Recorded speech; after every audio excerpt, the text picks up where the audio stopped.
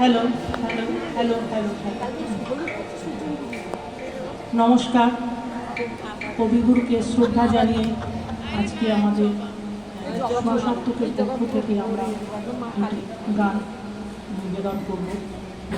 প্রথম গানটি আমার মূর্তি আলোয় আলোয়, এবং পরবর্তী গান আজি যত তারা তব আকাশে।